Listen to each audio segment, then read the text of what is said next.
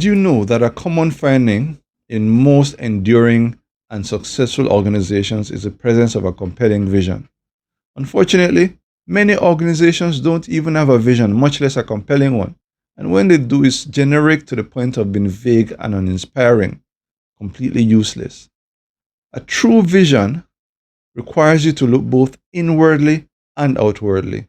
It asks you to continually understand yourself, to continually understand your core ideology, and to envision a future in which you have achieved the ideal state within your environment. Core ideology is the backbone of any organizational vision. It contains your values and your purpose. Your core ideology helps you understand your sweet spot as an organization. Values are the immutable principles that guide your every action and decision. These are non-negotiable. In healthcare, this could be things like being patient-centered, being transparent, being ethical. It covers everybody and everything that everybody does, from the boardroom to the emergency room. This means that you as the owner, manager, or CEO have to emulate those values. Otherwise, what you have is a schizophrenic and dysfunctional organization. Then comes the purpose. This is not about what you do, but it's about how you do it. Why does your organization exist?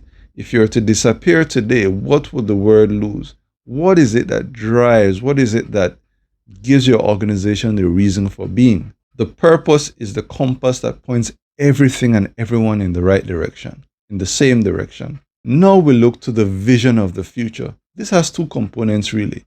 You need to have long-term goals, about 10, 20, 30-year goals in the future. And you also need to have a vivid description of what things will look like once those goals have been achieved. The long-term goals act as the North Star, pointing the direction to where you need to go. These goals are the finish line, set far enough so that it stretches your capabilities a bit. Jim Collins calls these the Big Hairy Audacious Goals. They have to make you a bit nervous. If they're not making you nervous, it's either that they're too small or they're so big or so unrealistic that you know that it makes no sense. So why would you be a little bit nervous about something that you don't intend to do anyway? Or they're so vague and useless as to not inspire any emotions at all.